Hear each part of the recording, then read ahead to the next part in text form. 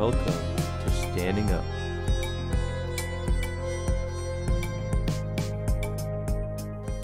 Wow, what an episode. Just had a great conversation with Perle Benazera. She's a friend, she's an awesome human being, and she's a proud feminist. An inspiring woman, to say the least. The topic of feminism and women's rights is deeply complex. It's one that you could talk about for hours and barely scratch the surface. And it's one that many people, primarily men, are quite confused about because they look at the law and they see that women and men are equal under the law. They see women rising to the highest positions of power, and, to them that's a sign that, the struggle is over. We have equality. What are we fighting for? What are women speaking up for? So I think Sarah did an excellent job explaining what it is we still need to work on. It's not legislation. It's not the same fight we were fighting for the women's suffrage movement. It's about changing culture. It's about changing society. It's about understanding the things that still put certain people at a disadvantage. Sarah does an excellent job at explaining what these things are, what makes women oppressed, what holds them back. It's a great episode. I'm very excited to share with you. Enjoy. And we're live. Welcome, Perle Benazera. It's a pleasure to have you. Hi, Adar. Thank you for having me. So I already know we're going to have a lot to talk about, and I find it hard to believe that we're going to get to everything in this conversation. But so let's just jump right in so we can get to as many things as possible. You said to me last week that you'd like to see higher representation of women on my podcast, and I agree with you. I think it's very good that you said that to me, and it's something that I've been attempting to do. It's true, I just began, but up until now, I've only had around 25% of my guests be women. But if you were to see the people I'm reaching out to, it's probably closer to 50-50, 50% men, 50% women. Not quite intentionally, but I just do think that women have a very important voice on many issues, and I am trying to bring on as many women as possible. What I've noticed is that women are far more likely to not want to come on the podcast and speak. So I want to start off here, like why you think this is, why it seems like women are less likely to, speak out and share their views on things. So first of all, thank you for having me here, and thank you for offering me this opportunity to continue this discussion. So I think that beyond female representation, the topic is really representation. Who do we want to give a stage to? Who do we want to hear? And how accurate do we want our vision of the world to be? Because we all belong to bubbles, or the way we look at the news, the way we follow social media is defined by who we are as people, by our identity. If you are a white privileged man, you will probably be part of groups that have a lot of white privileged men. If you're a trans woman, you will probably be part of groups where you feel safe, so which means that you will be part of groups where there are a lot of maybe trans women from minorities. So we all belong to those bubbles. And I think that the same way you see how representation is important, to me it was important to say that, hey, I love your podcast. I love the topic that are brought. And I know most of the people you've invited. So of course I love hearing them. And I admire them immensely. But as a woman, to me, it was obvious that our voice was not represented. So it goes beyond male and female, and trying to have as many women, it's so complex because we tend to erase all the differences and not necessarily because we want to, but because we are given very simplified version of the world constantly on social media, because we only follow people we agree with most of the time, and we are mostly part of groups where we feel safe. So it's actually an effort to force diversity. And so that was just a reminder about that. Yeah. But to answer your question, sorry, Sure. I sidetracked. But yeah, I think there are a lot of reasons why women, especially in our context, which is the Israeli-Palestinian context, which is a very sensitive political context, I think that traditionally women are not given a voice. So if we look at the story of our conflict, which is also the field I worked in, women were rarely, if ever, leaders. And also if you go to peace organizations, only now the new generation of 30 plus, 20 plus years old are now offering a more diverse version of what peace leadership can be. So that's also why it's not the obvious voices, because women were not offered that spot, and only a certain generation is now trying to find their spot. I think also there's maybe an issue of safety. It's more dangerous in certain communities to be an outspoken woman already, no matter what the topic would be.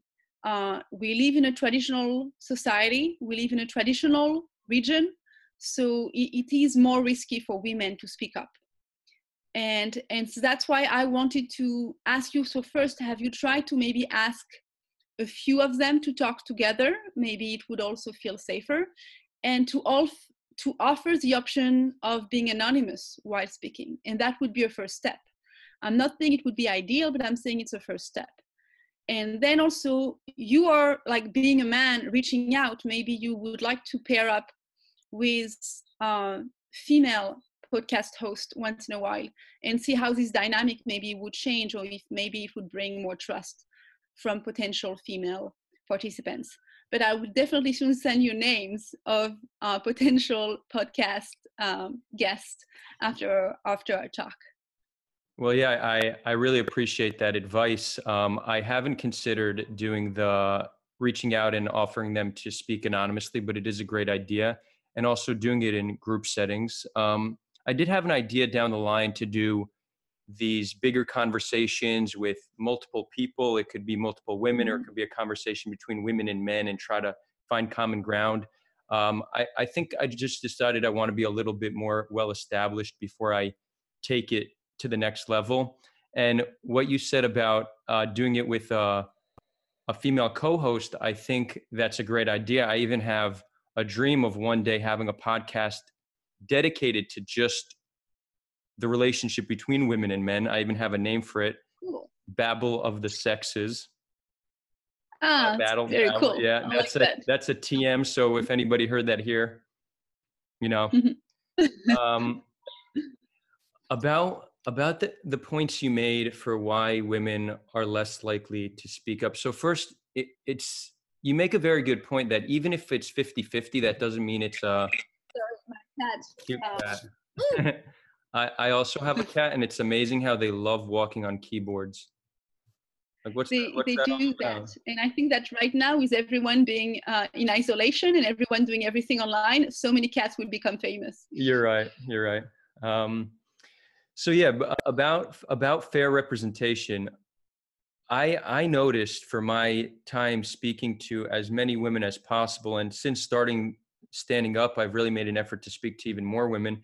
I realized how vastly different their perspectives are on feminism and on women's rights in general. And it's really based off their own experience and their own individual ideology. And it's too simplistic to just say 50-50 representation between genders, because there's so much beyond just your gender. And I think that's important to note. The other point you made is that women are treated more harshly when they speak up. And this was my theory as well. I've noticed, and I noticed this more on social media, just because everything is amplified there.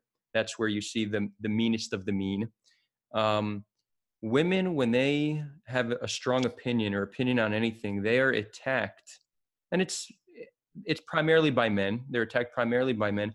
And the viciousness in which they're attacked is something that men don't see as frequently. And it's sad, it's disgusting. It's something that we should all be speaking out against. I mean, it's like, you know, the worst of the worst things you could imagine saying to someone is often said to women on internet are often threatened to be raped, Right. which is not a threat that will be made to a man. Right. And it's crazy that de facto the one threat that stupid trolls would naturally make to a female on the internet, which is like, really, dude?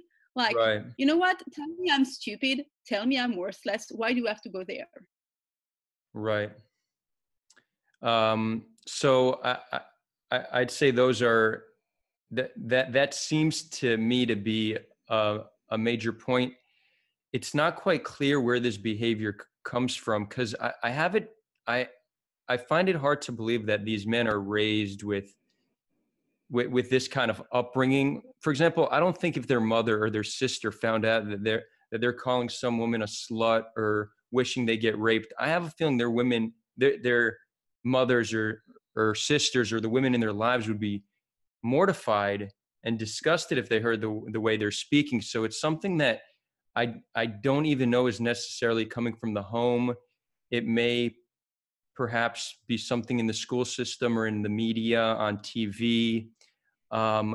You in fact have a very interesting perspective on how women are portrayed in TV. Do you want to talk a little bit about that?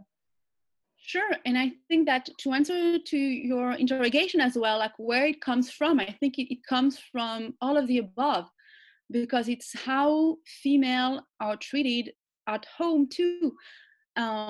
So there are a few things I want to say here. First, to answer you about saying, yes, if their mothers or their sisters were to be called this way, how would they react?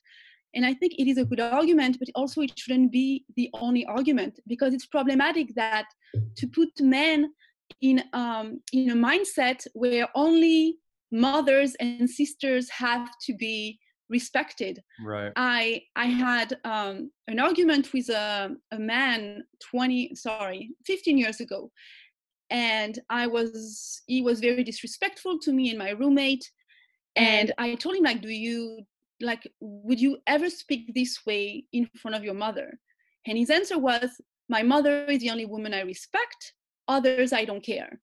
And I'm like, okay, so that's Right. definitely not an argument that will help you, because, you have this holiness of the mother that is very strong in the Middle East, where we all, like most of us live, I assume, people who are watching this.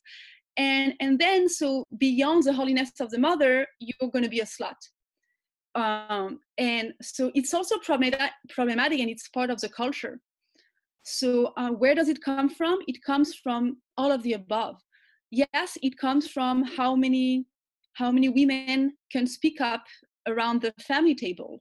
It comes from how a woman can walk in the street and what can she wear, and what do religious leaders say about what a woman wear, and how much women should have a voice in who they marry, how they can divorce, when they can divorce, how they can raise their kids, and what they can wear. Like, and all the things, if we're talking about Israel and Palestine and talking about Israel, those are topics if already within the family, within the cultural tradition, within the religion, we are not equal. And that goes for Judaism and Islam. And for Israel and Palestine, we're not equal de facto from the beginning. And then to go back to the TV, I think to me, I started to understand how I had been biased against my own sex, against women, just by the fact that I grew up in the 80s and the 90s. Because all the movies I've watched, the heroes were men. If it was Marty McFly, if it was Indiana Jones, Luke Skywalker, because really Leia was nice, but I was so sad when she was just a sex object in a metal bathing suit. Like, so you have Indiana Jones, Marty McFly, you have Luke Skywalker, you have like all those amazing heroes that I grew up watching, but there was no room for the girl. The girl was either hysterical or a sex object, but in many cases, she was the three of those, like both of those. She was a hysterical sex object.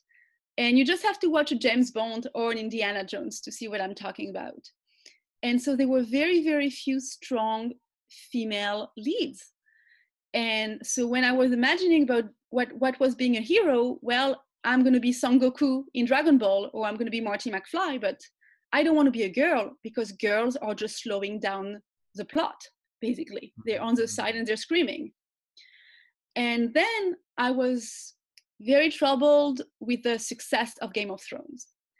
And I've watched it, and I watched it with my boyfriend, and they're like, and you know, I got very into the plot and into everything that was happening. But at some point I realized that for a female hero to become a hero, which means that for a female character to become strong and powerful, she first had to be raped in most cases. If you follow all the main character, and the only exceptions are Arya, who is a child and who is erasing all of her feminine attributes throughout the series as she's growing up. Mm-hmm. And I don't remember her name, the female fighter with short blonde hair, who also has no feminine attribute. So they're out of the realm of potential rape. They're not rape victims. All the others are. Every story of these women began with them being forced married, so being raped by their husband, or just being raped by a man who decided that's what's going to happen now. And only after they become those strong, powerful, sometimes crazy, interesting characters. So, and then I thought back about all of these movies where rape is used as an interesting twist in the psychology of a character. And suddenly you need, or you are so excited that you need to have sex to become a woman, which eventually happens to Arya. She's like, oh, I'm a grown-up, this is the end of the world, I'm gonna have sex with a man. And you know what, you would have made her queer, I would have been happier.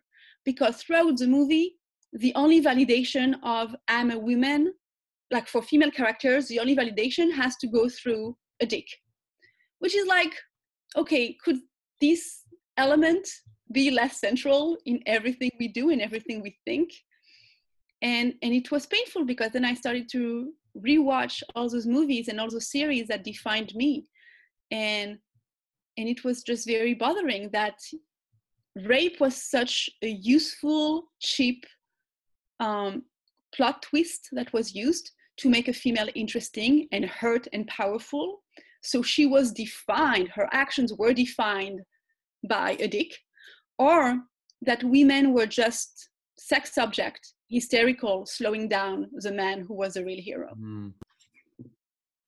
It seems so deep-rooted because I have trouble believing that the writers of the show actually consciously thought of what you just said. It seems like they were just doing what they can to make the most appealing TV show to get the best ratings. Yeah. It just happens to have that result.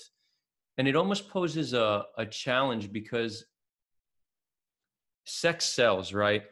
Sex sells and violence sells and even rape sells. Like these are all things that help get ratings.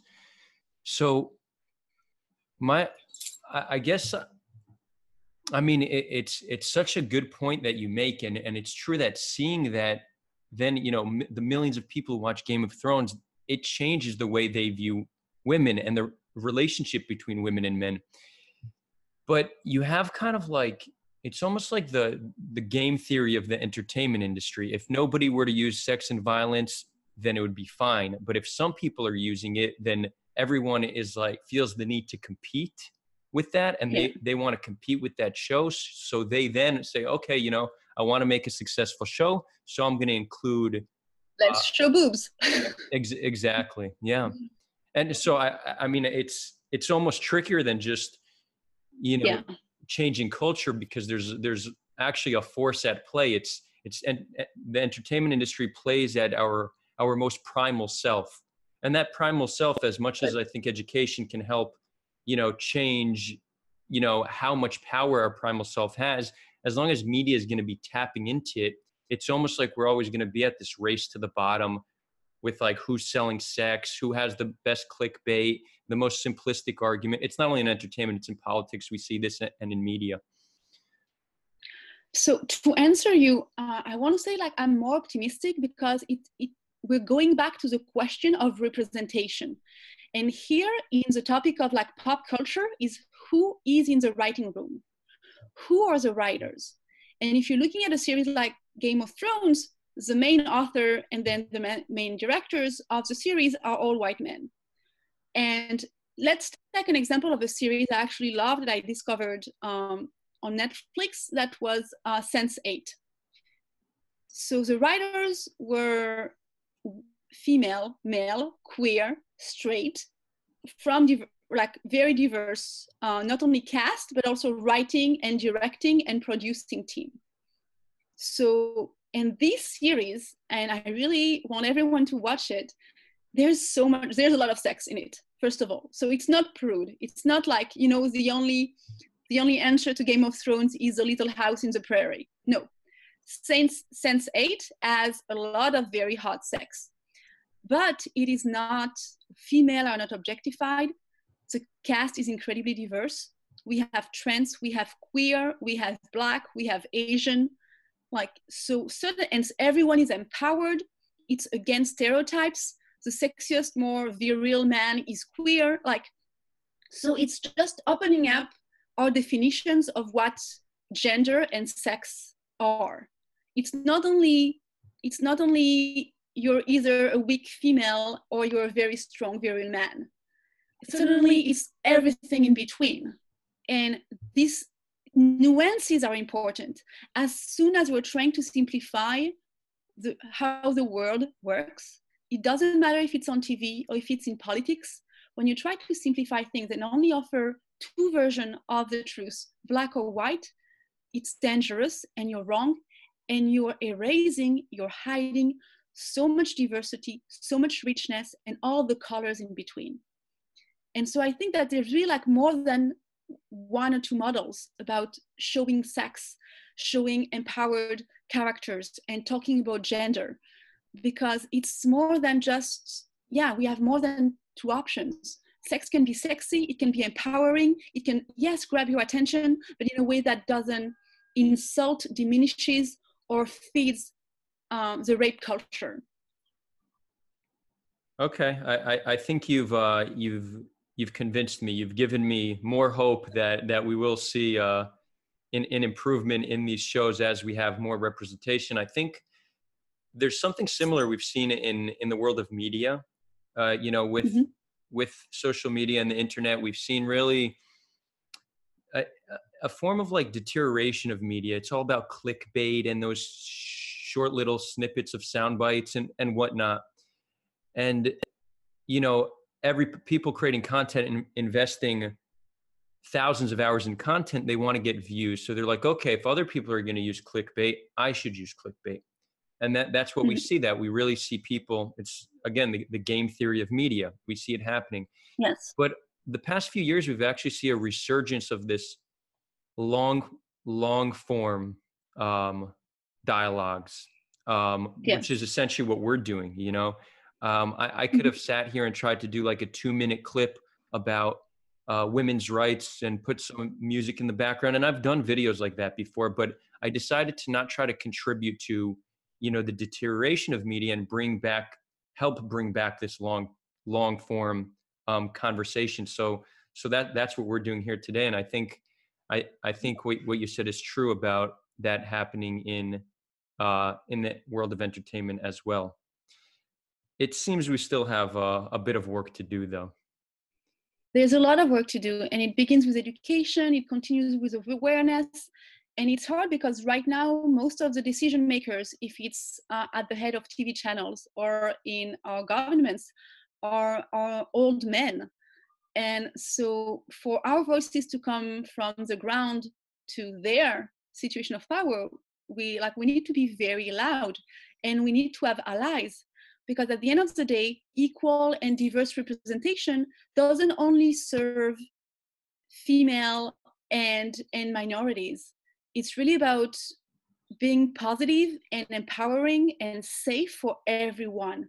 So having like a feminist series, or having a series, a TV show, or, you know, journalists or documentaries about issues that are about feminism, gender empowerment, and minorities, those are not topics that are against the establishment. They're not against the people who create the establishment. The problem is the system, not the people themselves. My voice as a female will not be heard if I don't have men who are ready to listen to me, if I don't have men standing next to me. The voices of minorities will not be heard unless we have people from the oppressing majorities joining in. So like, it's very important to understand that I'm not coming as a threat to who you are.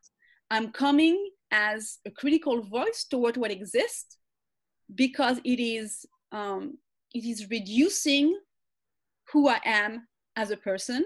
It is ignoring so many people who have different identities, and it is only giving a very simplified version of what being a man is, that I think is as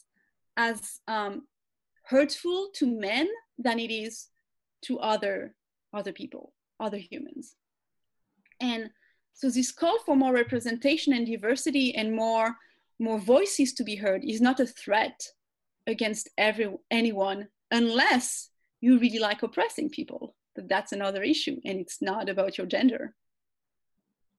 I agree. I think we all have a lot to gain. I think the discrimination against women hurts men as well. I think as long as we live in a society that's unequal, where certain people are treated differently because of the way they are, that's not good for any of us. So I really do view women's rights as one of the single most important issues we can talk about today.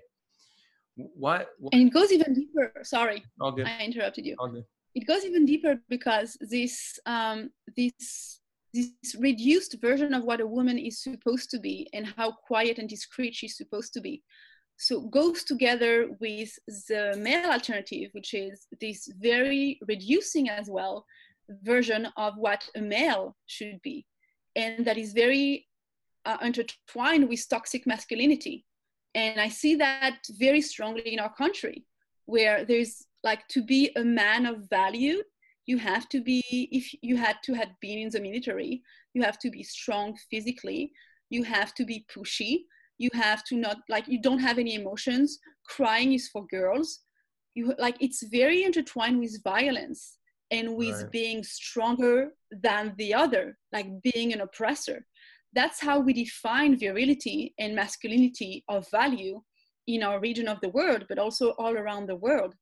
And so opening the discussion to there are different versions of being a man as well will also be freeing to so many men who are trying to fit into this very tiny, tiny little box of what a man is supposed to be, but can't, or hiding who they are.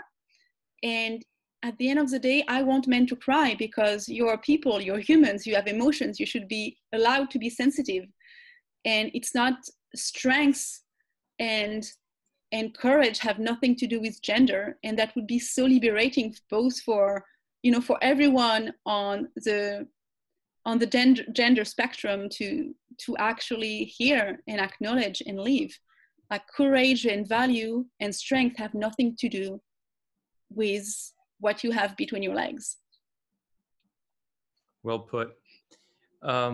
You mentioned toxic masculinity, and I think I'm happy you mentioned that, because I do want to talk a little bit about the fact that if you were to ask most men, do they believe in equality between women and men, they would say yes. If you ask them, are you a feminist, they would say no. So I want us to take a deeper dive into that. And the reason how this, in my opinion, connects to toxic masculinity is I think that there's certain terms that are used, there's certain approaches that are taken that make men very defensive. And then, you know, people would say, oh, well, why is that man getting defensive? That says a lot about who that person is. But we need to understand that men, you know, all of us are products of our environment. So if men are getting offended by something, perhaps there's a different approach. Perhaps there's a better approach. I find myself speaking to men all the time, and toxic masculinity is one of the terms they don't like. They're offended by it. So I guess I'll tell you how I see toxic masculinity, and tell me if you think that that, you view it similarly or not. Um, so No. it seems like toxic masculinity is not saying that masculinity in itself is toxic. I think this is what many men think that toxic masculinity means. It's saying that there's certain features of masculinity that themselves are toxic. So, for example, Yeah, not locker room.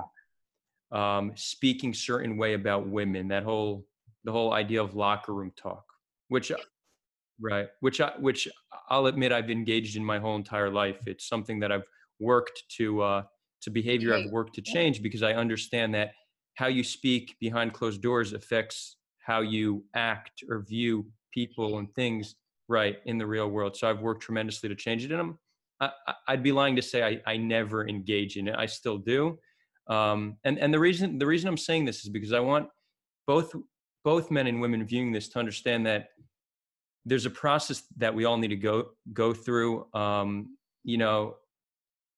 want women to be able to see that just because a man engages in locker room talk doesn't mean he's inherently malicious. He was just raised that way, and again, not by family, but by school and media. Um, and I want men to see that there's nothing wrong with working on who you are as a person, and just because you've engaged in locker room talk your whole life, that doesn't mean you you, you can't benefit from trying to work on it and evolve as a person.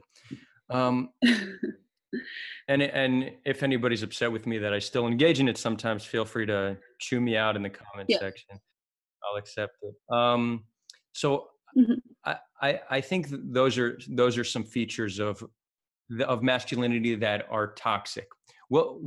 Is that how you see it? And are there some other features that you think exist that? Oh, there are many features. Also, it plays how you're looking for a partner and how you react to your partner in intimate settings. It also speaks about how you treat women in the street and how you look at a woman when a woman speaks to you. It's also how do you acknowledge that the woman in front of you might be your superior, but you might speak to her as if she was a secretary because she's a female. Just last week, I was, maybe 2 weeks ago now, I was working with a group and we're a team. I was working with my male counterpart, and a speaker came and I asked him to begin.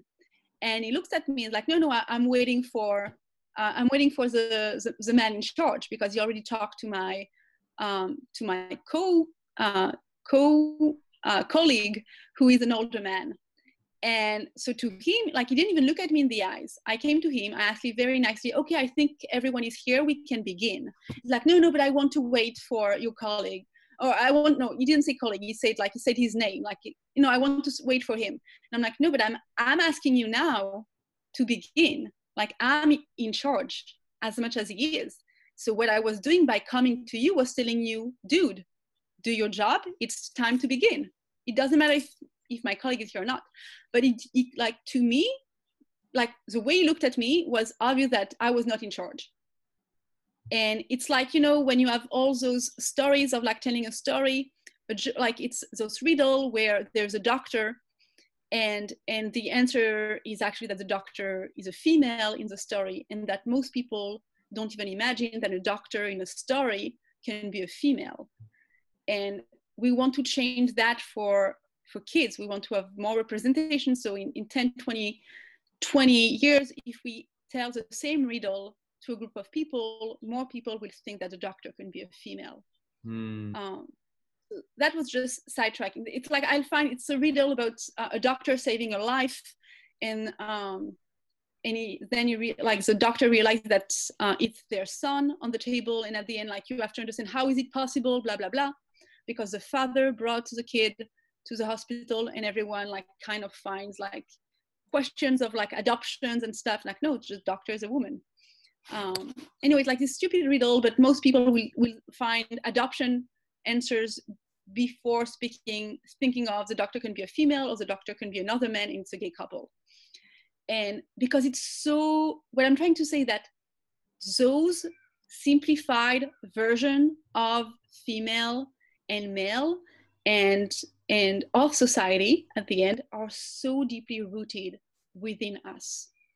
and that toxic masculinity plays in very subtle things on a daily basis that most people get used to. I grew up in France, and I grew up in a city where there were very few Jews. I'm Jewish, for those who have a doubt. And growing up in France as a Jew, I grew up being absolutely used to subtle anti-Semitism and racism on a daily basis. It was just part of my normal. It was part of my world. So I would not even be triggered anymore. It was the way it is. You know, white Christian French people will be white French Christian people. Like, there was just no question about what do I expect from them. And here in our society, it's the same. Like, a lot of female don't even get triggered anymore because it's just part of our reality. And a lot of men would not even acknowledge how those behaviors are disrespectful because it's part of our normal. And what's happening now with Me Too and other movements, you have the Tseadat HaSharmutot, the slut walk in Israel, in Canada, in many, many places. So with Me Too and those things, it's a movement where suddenly female are acknowledging that the normal is not normal, that is not acceptable, that we need a major shift in how we behave so we can reset what normal is in a way that is safe for everyone and that offers equal opportunities to everyone. And right now we are at this shift where it's a little messy because such a huge change in how we all behave in a daily basis, how we raise our children on a regular basis, what we see on TV, the songs we hear. It's such a huge, deep shift at the level of humanity on the entire planet that, yes, right now it's a little messy, and I understand why some men, and maybe most men, feel threatened. Because it's like we've kept all those voices and all this frustration and all this pain and fear that was, microaggressions every day. Someone staring at my boobs during a job interview, my cousin speaking about a girl they've met in a very disrespectful way next to me during dinner, or my dad making a joke about how my brother has more right than I do at home, or my boyfriend ultimately asking me very naturally, what are we eating tonight? All those little things don't come from men that are inherently bad. But this normal is affecting half of the population in a disrespectful and painful and sometimes dangerous way. So the shift we're trying to do is huge. Men are feeling threatened because such a deep process that comes after centuries of oppression and of inequality, changing that, it has to be messy at some point. So that's where we are at right now. It's messy. But I think we need to accept the mess, and we need better communication. Of course, we need to explain. The same way that when I moved to Israel and when I was coming to visit in Israel, I realized that anti-Semitism was a thing and that I didn't have to accept it. You need to be exposed to a different kind of normal to first identify that your normal is not acceptable. So to me, it happened because I was lucky enough to have an Israeli father, so I would come to Israel quite often. And so I could put things in perspective on how I was treated somewhere else.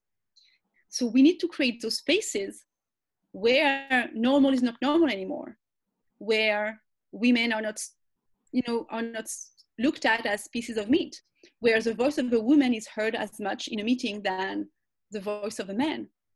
So it's taking time, it is messy, and naturally, most men might feel threatened, but it's not something, I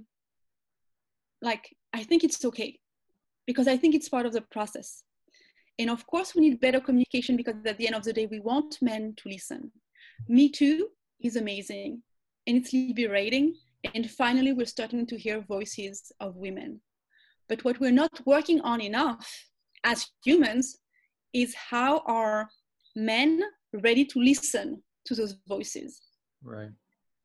And that, I'm waiting to hear that. I'm waiting to see that. And some of it has to come from men who are taking responsibility in saying, you know what, there's the perfect guy and there's a rapist, but in between, there's a lot.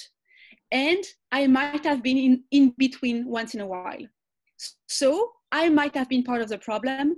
So I might look at myself, listen, and maybe talk to some women I've met in the past to understand maybe if I have to ask for, maybe if I have to apologize, or maybe if I have to recalibrate what I've done.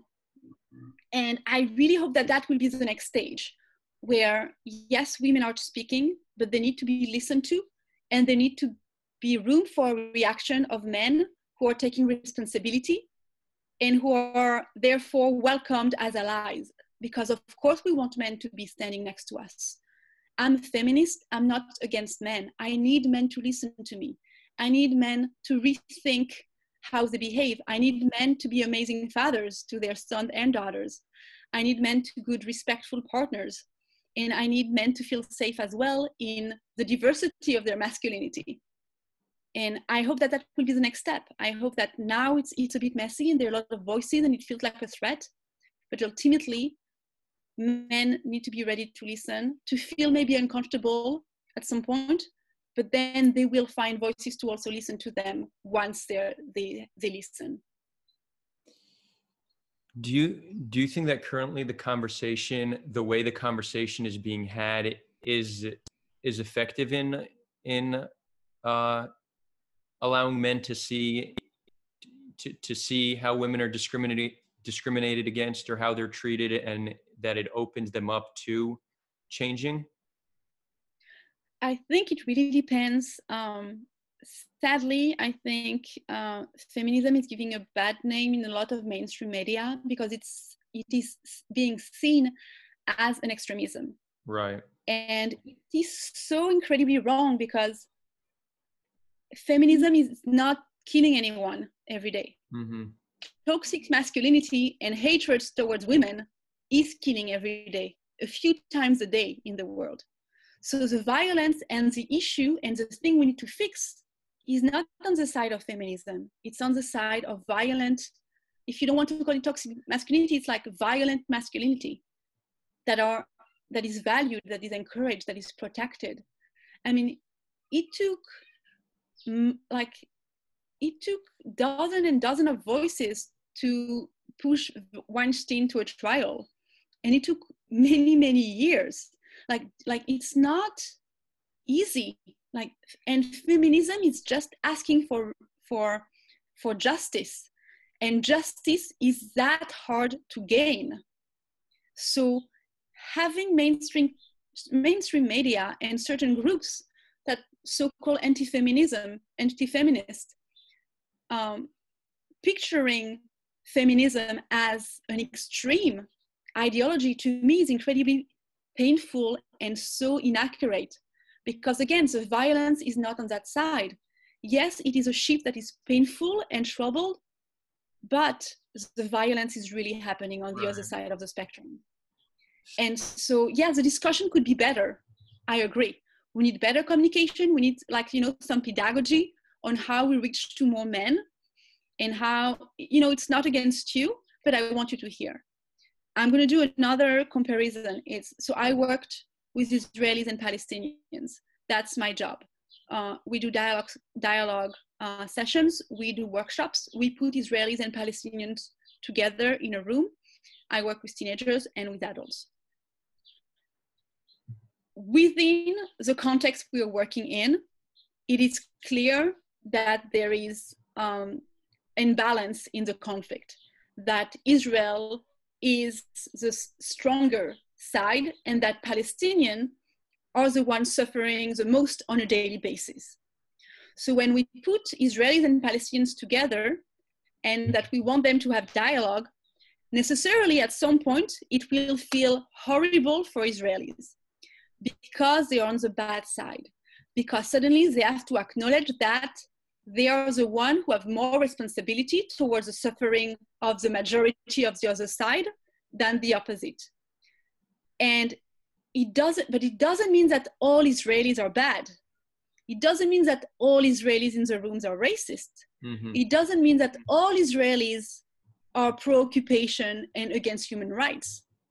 No, it just means that because they belong to this group, they have a harder time listening and they have this guilt that is really troubling them. So it's the same time with men and women.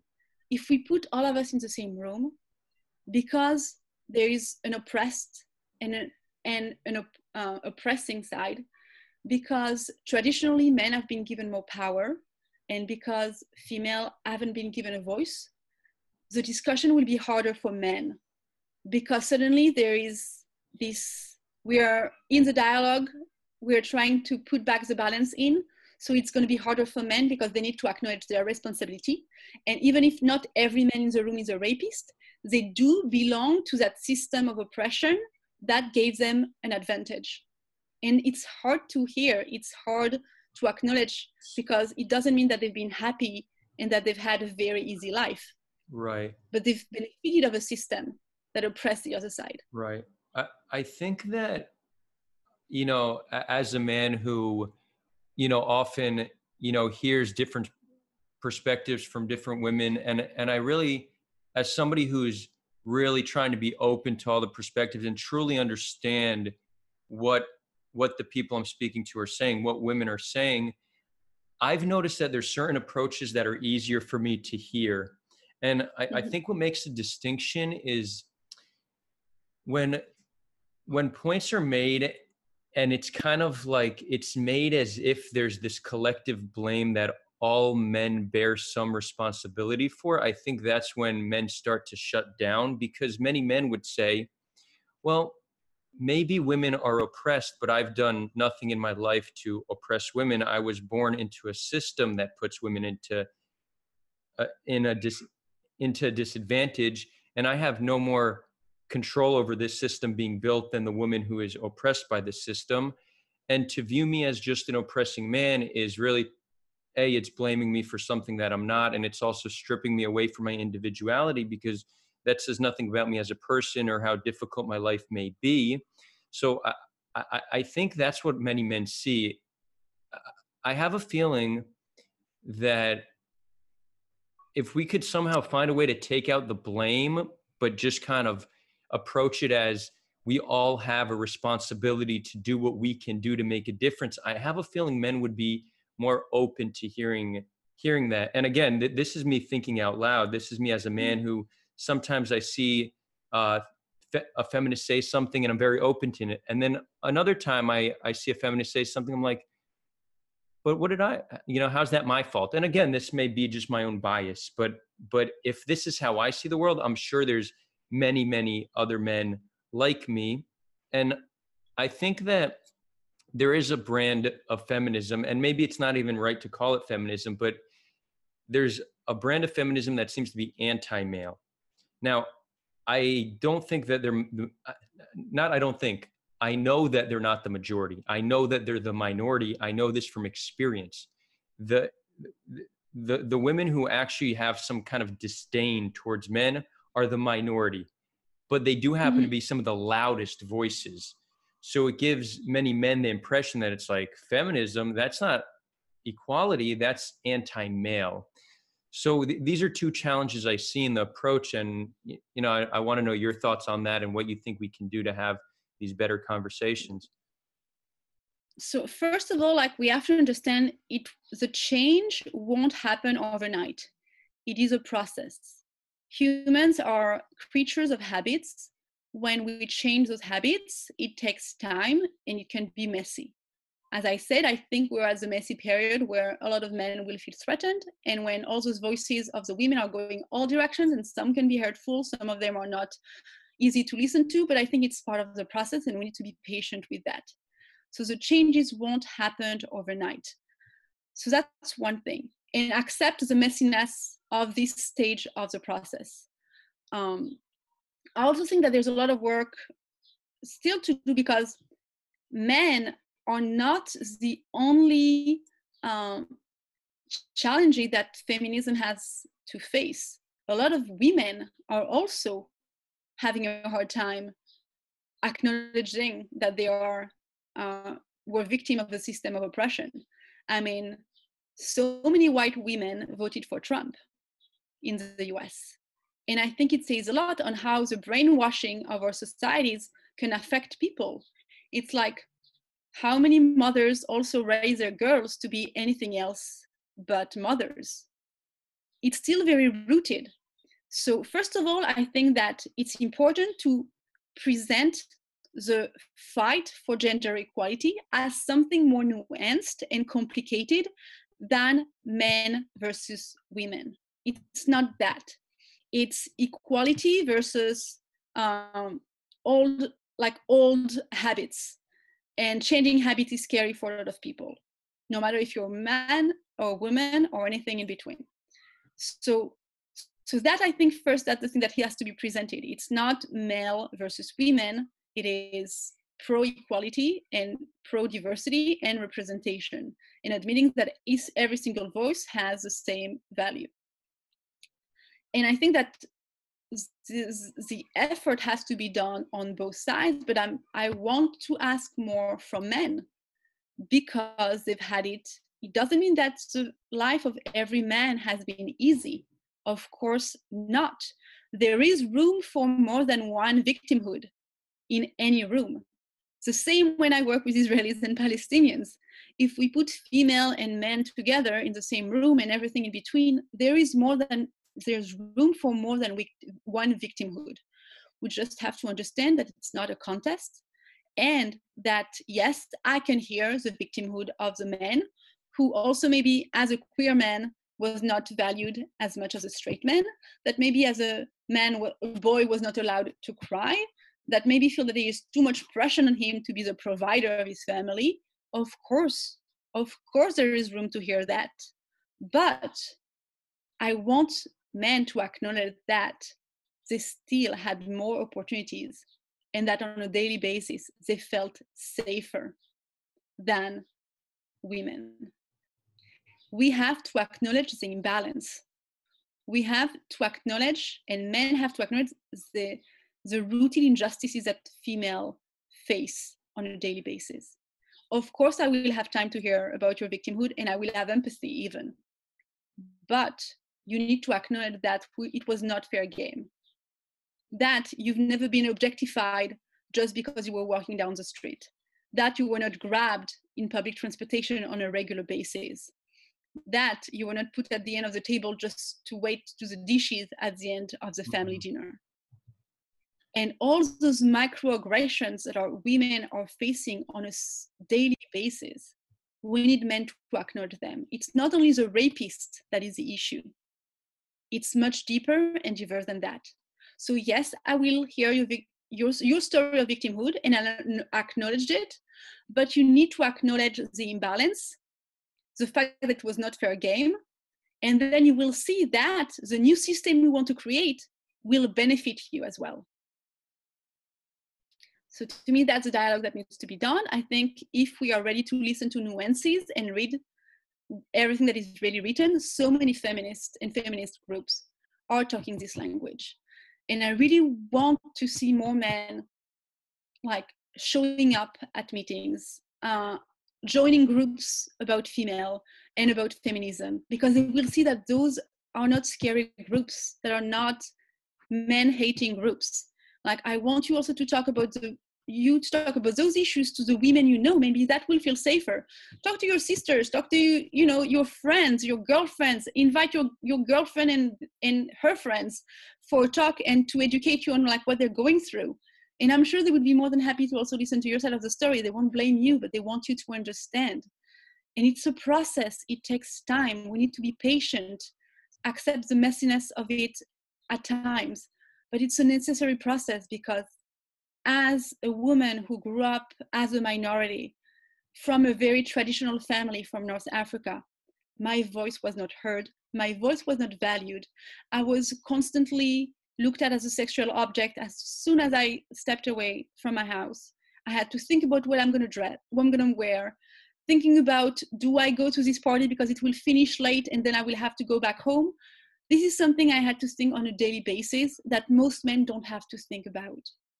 And I think we need to open our mind, female to, yes, the specific victimhood that men are living, but really men have to understand that it's not only the rapist the issue that is everything we go through together, and that those issues, you don't have to suffer from them.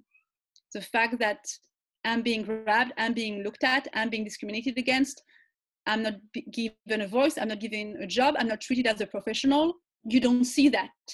Of course you don't see that, but you're still part of the group of the people who make me suffer from it. So how do you stop it from happening? How do you pay attention to it when it's happening? Because then that's how we help each other. That's how I'm gonna, like, see a little boy and say, you know what, you want to be a dancer? Be a dancer. I'm happy if you want to be a dancer. It doesn't make you less of a man. Or that I'm gonna tell my boyfriend, yes, like, you don't have to be the only provider in the family. It's a teamwork, and it doesn't make you that you're less of a man. It's also less pressure on men.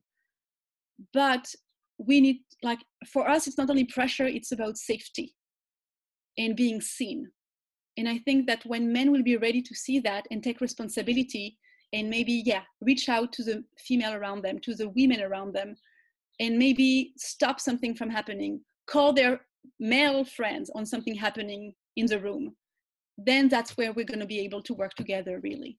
But we need this step of acknowledging that it's not fair game and taking responsibility. And it's not an easy step. I'd say that's a perfect note to end on. I can't even think of a potential follow-up to that. I think you really showed an important perspective. You conveyed it in a way that men can hear, and I really will make an effort to get this episode out to as many people as possible.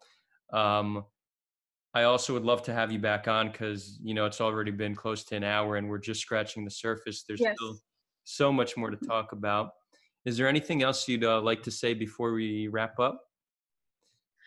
I just want to say that when we work for equality and diversity, it's really about making every voice count. And when I work with teenagers, yes, I see young women who are 16, 17, 18 bloom because suddenly they're being given so much importance and their voice is heard, maybe more than at school or at home. But I also see the effect on young men, because suddenly they can be who they are, not being afraid of fitting in that very tiny box of what a man is supposed to be. So this is really not a fight against men. It's about the next generation, our children, being valued for the beauty of who they are in their uniqueness. And that's only the benefit of it. It's a benefit for everyone. And I know men might feel threatened by something like the Me Too movement, but they shouldn't have. I really ask men to be brave enough to go beyond that fear and ask the right questions, and maybe be curious to explore this world of feminism, because it's not a word you have to be afraid of. Again, the violence doesn't come from feminism. It's from the other side of the spectrum that violence comes from, and often on a daily basis around the world takes the life of women. And I'm done. Well said, Sarah. Thank you so much for your time. Thank you very much for having me. It was a pleasure. It truly was.